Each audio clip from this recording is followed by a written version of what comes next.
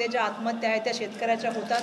सकाळपासून संध्याकाळपर्यंत जो आपल्याला माहिती आहे की शेतामध्ये जो आहे तो काबाड कष्ट करतो आणि मोठ्या प्रमाणामध्ये शेतीच्या उत्पन्नाच्या माध्यमातून जे आहे ते आपल्या सगळ्यांचं रक्षण करण्याचं काम करतो.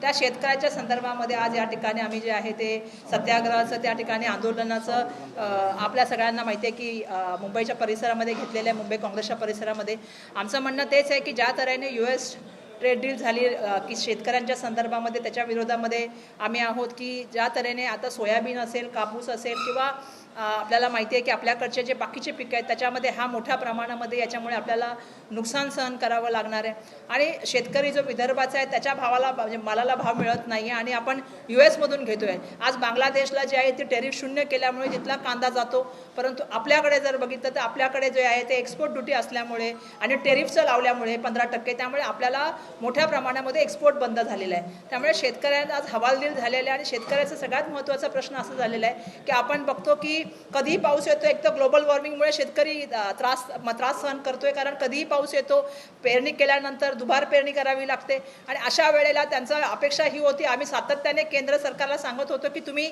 शेतकऱ्यांचं बजेट तर काही या बजेटमध्ये वाढवलं नाही.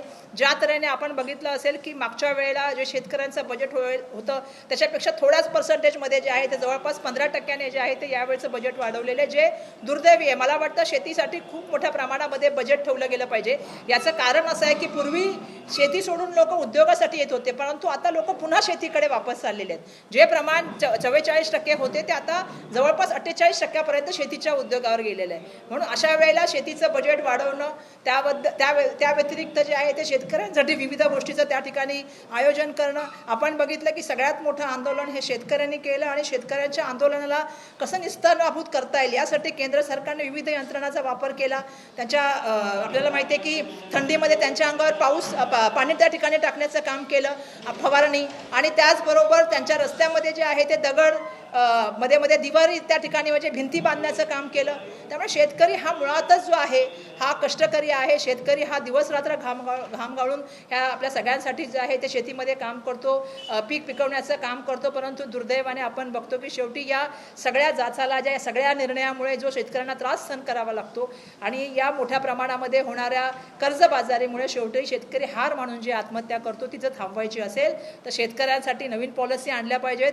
शेतकऱ्यांसाठी जे काळे कायदे निर्माण केले जातात ते थांबवून त्यांच्या कसे फायदे होतील, दुबार शेतकऱ्याला कसं मदत होईल, विविध शेतीची नवीन टेक्नॉलॉजी काय वापरलं जाईल या संदर्भात सुद्धा विचार केला गेला पाहिजे आणि शेतकऱ्यांसाठी असलेलं बजेट, कृषीचं बजेट वाढवलं गेलं पाहिजे. आम्हाला माहिती आहे की केंद्रीय मंत्री भाषण खूप चांगल्या तऱ्हेने करतात. आम्ही त्यांना मामाजी म्हणतो.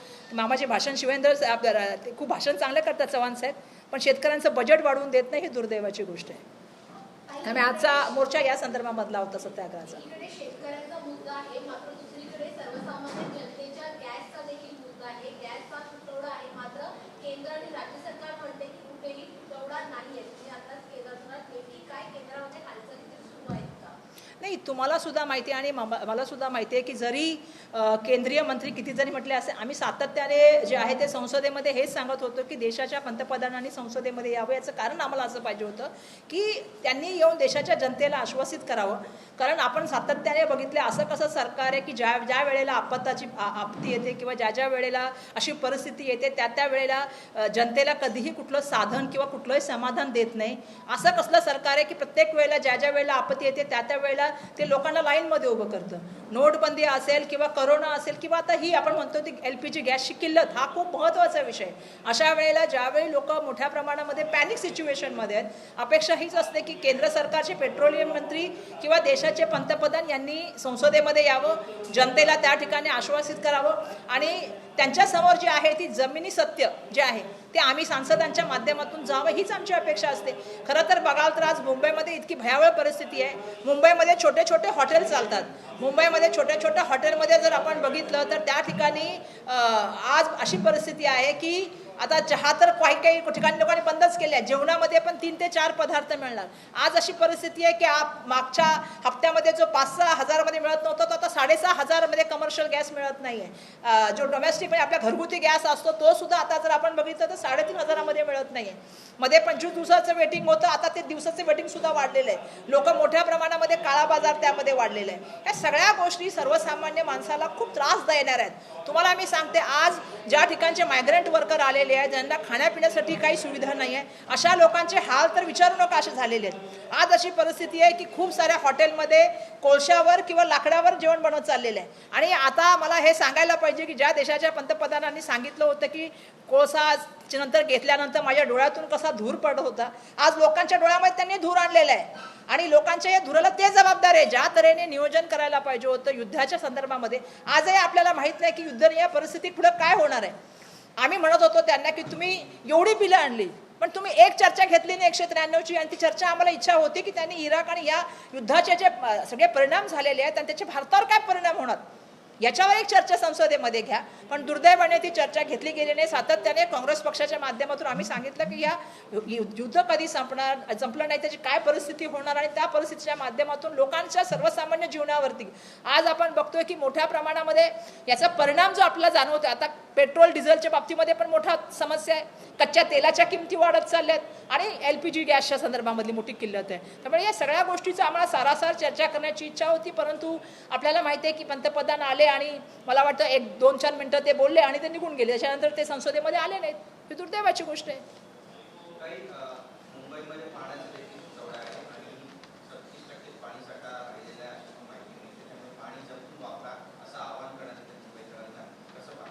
नाही, मला वाटतं की पाणी तर बिलकुल, आता पाण्याच्या बाबतीमध्ये खरं सांगायचं झालं तर मला नेहमी उत्तर ज्या वेळेला मी एजन्सी किंवा अधिकाऱ्यांशी बोलते सांगतात मुंबईमध्ये जेवढा द्यायला पाहिजे त्याच्यापेक्षा आम्ही डबल पुरवठ्यामध्ये पाणी देतो. मुंबईमध्ये पाण्याचा मुबलक साठा आहे. पण मला असं वाटतं की मुंबईच्या संदर्भामध्ये मागील काळामध्ये सुद्धा याचं नियोजन करायला पाहिजे होतं. मुंबईसाठी वेगळे तलावाच्या त्याच्या संदर्भामध्ये नियोजन करायला पाहिजे होतं. मोठ्या प्रमाणामध्ये जर आपण बघितलं तर बिल्डिंगमध्ये सुद्धा आता एक टेक्नॉलॉजी आली ज्याच्यामध्ये जे पावसाळ्याचं पाणी येतं त्याचा वापर आपल्याला करून ते पूर्णपणे साठवून करून त्याचा वापर जर आपल्याला बाथरूममध्ये किंवा इतर ठिकाणी वापर करता संदर्भामध्ये सुद्धा काही गोष्टी करता येतील. पण दुर्दैवाने आज आपल्याला पाणी कमी, आणि येणाऱ्या काळामध्ये मला वाटतं पाणी टंचाई, एका ठिकाणी गॅसची टंचाई, दुसऱ्या ठिकाणी पाणी टंचाई, हे सगळे प्रश्न जे आहेत ते मुंबईकरांना भेडसावत आहेत. आणि खरं तर मला अपेक्षा ही आहे की याच्या संदर्भामध्ये पहिल्यापासून नियोजन केलं पाहिजे. खरं तर मुंबईमध्ये प्रत्येक वेळा पाऊस होतो तेव्हा सांगितलं जातं हे तलाव भरून वाहत आहेत, म्हणजे इतकं पाणी आहे की विचारू नका, की आपल्याला पाणी टंचाई होणार नाही. आणि प्रत्येक वेळेला आपण बघतो की जसं जसं मार्च आणि एप्रिल यायला लागतो तसं मग सांगायला लागतं की पाणी टंचाई, ज्या ठिकाणी जे एंड पॉईंट आहेत त्या ठिकाणी तुम्ही बघा लोकांना पाणी जात नाही आहे. मग अशा वेळेला मुंबई महानगरपालिकेने नियोजन करायला पाहिजे की पूर्वीपासूनच या गोष्टीचं, कारण ही सातत्याने येणारी समस्या आणि त्याच्यावरती कुठल्याही तऱ्हेचं, मी नेहमी सांगते की मुंबई महानगरपालिकेचा कारभार हा नियोजन शून्य कारभार आहे आणि विजन लेस असलेला कारभार आहे. फक्त कॉन्ट्रॅक्टर येतात, कॉन्ट्रॅक्टर सांगतात, त्याप्रमाणे फायली मूव्ह होतात. लोकांचं जनमतासाठी काय आवश्यकता गोष्टी आणि काय केलं पाहिजेत याच्या संदर्भामध्ये खूप तफावत दिसते.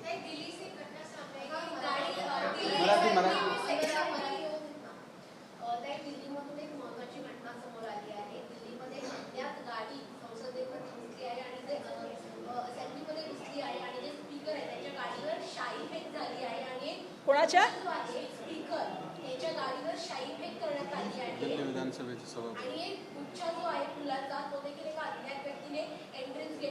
नाही, मला या संदर्भामध्ये मला अजून माहीत नाही आहे. पण अशा तऱ्हेने करणं चुकीचं आहे असं मला वाटतं. आणि शेवटी कायदा सुव्यवस्था बघणं हे जेव्हा दिल्लीचे असतं तेव्हा दिल्लीच्या राज्य सरकार पण तिथे भाजपाचंच आहे आणि केंद्रामध्ये सरकार पण भाजपाचं आहे. त्यामुळे मला अपेक्षा आहे की या संदर्भामध्ये जे आहे ते चौकशी करण्याचं तर काम होईल. पण मागील पण आपण बघितलं की दिल्लीमध्ये एक बॉम्बस्फोट झाला होता, त्यावेळेला सुद्धा आपली अपेक्षा होती की होम मिनिस्टरांनी या संदर्भामध्ये मोठ्या प्रमाणामध्ये काळजी घेण्याची आवश्यकता आहे.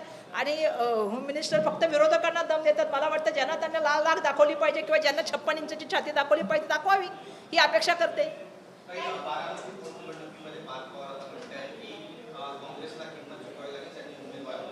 असे आहे की प्रत्येक पक्षाचा हा आपला एक निर्णय असतो आणि त्याप्रमाणे काँग्रेस पक्षाने हा निर्णय घेतलेला आहे. मला असं वाटतं की निवडणुकीमध्ये इलेक्शन लढणं ही प्रक्रिया आहे आणि मला वाटतं त्याने ते इलेक्शन लढावं. असं धमकी देऊन राजकारण होत नसतं. राजकारण विकासाचं असतं आणि प्रत्येक पक्षाला आपल्या आयडिओलॉजी, प्रत्येक पक्षाला आपला उमेदवार द्यायचा की नाही ठरवण्याचा अधिकार असतो. त्याप्रमाणे काँग्रेस पक्षाने उमेदवार दिलेला आहे.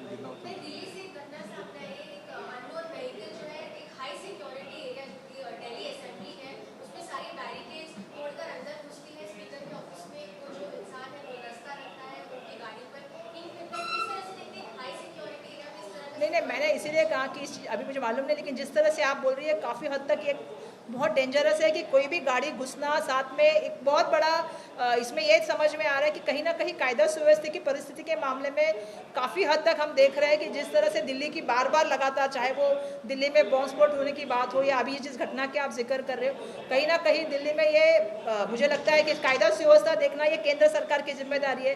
पहले तो राज्य सरकार किसी और की थी, अब तो राज्य सरकार भी उन्हीं की है। तो मुझे ऐसा लगता है कि अमित शाह ने, मैंने थोड़ी देर पहले वही कहा मराठी में, कि अमित शाह ने विरोधक को लाल लाख दिखाने से अच्छा है कि लाल लाख और 56 इंच की छाती जो अभी ये सब चीज़ें हो रही है उसके खिलाफ दिखाए और कायदा सुव्यवस्था रखे, दिल्ली को सुरक्षित रखना, क्योंकि दिल्ली देश की राजधानी है। तो आपको समझना पड़ेगा कि अगर राजधानी सुरक्षित नहीं है तो देश कैसे सुरक्षित रहेगा। हाँ,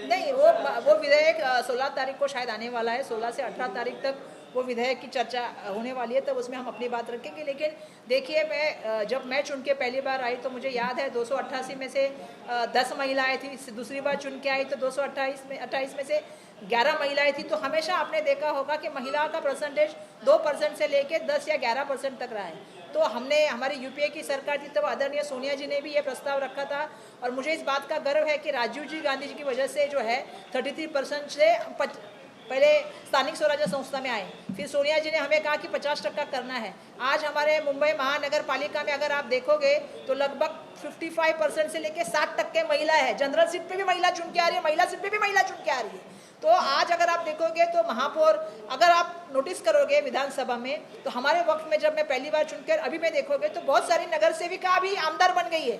तो अभी ये परसेंटेज बढ़ गया है विधानसभा का। तो मुझे ये अपेक्षा है कि देखिए, इसमें तो हमारा कोई शक नहीं है, क्योंकि ये जब हमारी यूपीए की सरकार थी तो हमने भी ये प्रस्ताव लाया था राज्यसभा में, लोकसभा में मेजोरिटी की वजह से वो नहीं हो पाए, लेकिन हमने तो लाया था।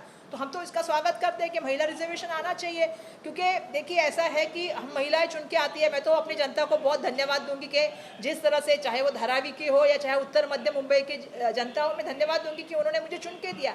लेकिन महिलाओं को जब तक आरक्षण नहीं मिलेगा तब तक महिलाएं जो है, जिस तरह से महिलाओं को आगे आने का मौका नहीं मिलेगा। और मुझे ऐसा लगता है कि जब देश की राजनीति की बात चलती है, जहां कायदे बनते हैं, जहां महिलाओं के लिए योजनाएं बनती है कल्याणकारी, या महिलाओं के लड़ने के लिए आवाज़ चाहिए, वहां पे अगर महिलाएं उतने प्रमाण में आएगी तो डेफिनेटली मुझे पूरा यकीन है कि राजनीति भी थोड़ी बदल जाएगी।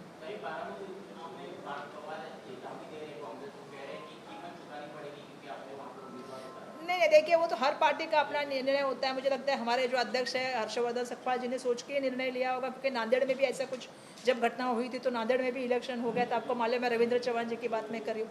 तो सोच समझ के निर्णय लिया होगा, और मुझे ऐसा लगता है कि हर पार्टी को अपना इंडिविजुअल अधिकार है कि अपने पार्टी के बारे में निर्णय ले, कंटेस्ट करने का निर्णय ले। और जिस तरह से निर्णय लिया है, मुझे लगता नहीं है कि पार्थ पवार जी ने इस तरह से बात करनी चाहिए। कांग्रेस पार्टी का निर्णय, वो कांग्रेस पार्टी ने लिया है, उनको अपना इलेक्शन लड़ना चाहिए।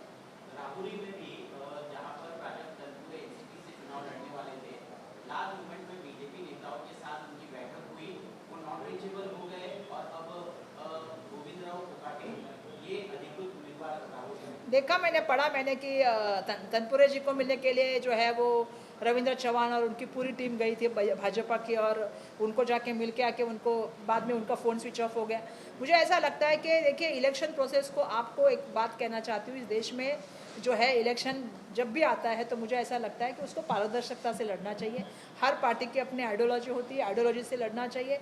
और जहाँ मैक्सिमम जगह पे हमने देखा है, जब ऐसी परिस्थिति आती है तो सभी लोग चाहते हैं कि एक साथ मिलके सब लोग लड़े। लेकिन जैसा मैंने कहा कि कुछ जगहों पे पहले भी इलेक्शन हुआ है, ऐसा नहीं कि पहली बार हुआ है। नांदेड़ का मैंने उदाहरण दिया, जब रविंद्र चौहान जी लड़े, तो ऐसी जगह पे निर्णय होता है, तो वैसा इलेक्शन होता है। अब दुर्भाग्यवश ये हम देख रहे हैं कि किसी को पहले मिलके फिर उसको दबाव डाल के या क्या करके, मुझे आमिष डाल के, कुछ मुझे मालूम नहीं है कि एग्जैक्टली तनपुरे जी के साथ क्या हुआ है।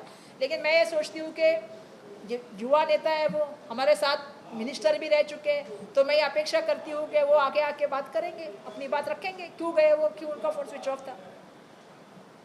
धन्यवाद। अभी कुछ बोलना है?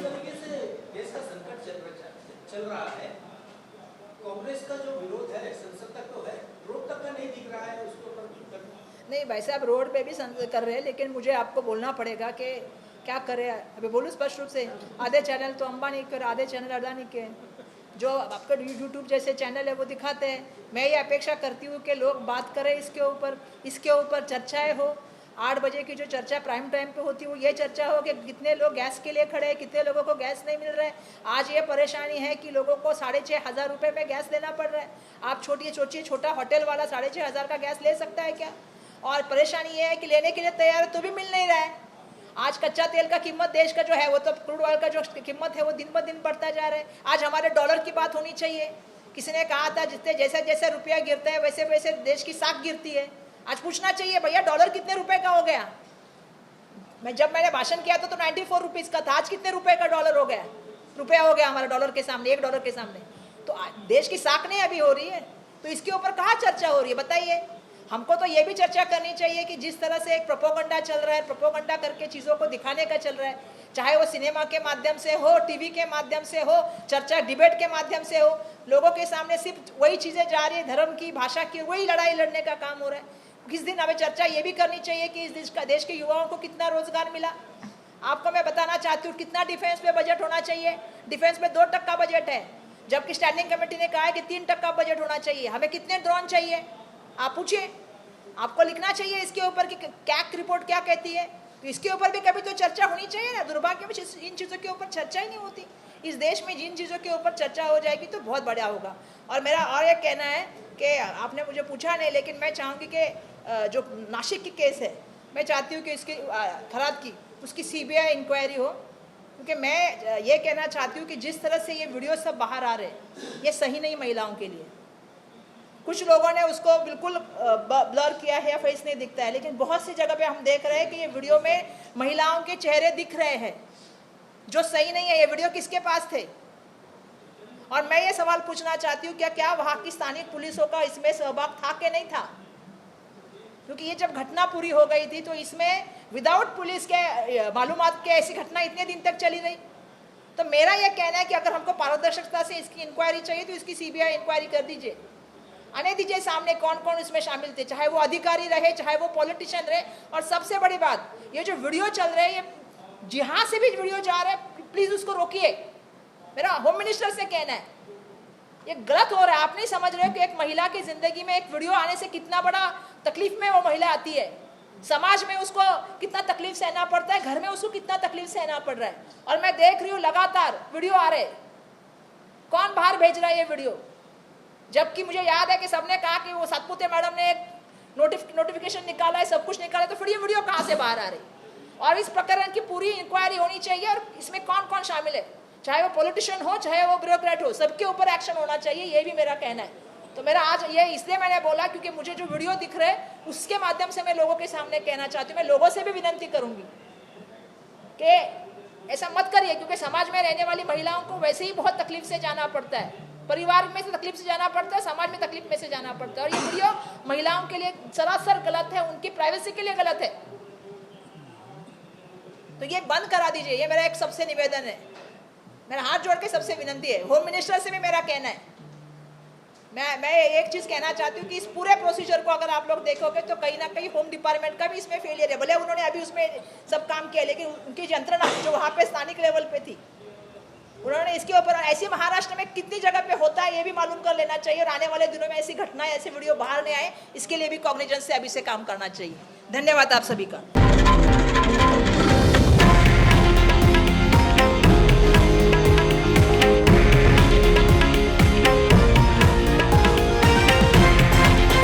हे आहे देशातील नंबर 1 न्यूज नेटवर्क आणि आपण पाहत आहात TV9 मराठी, एकमेव।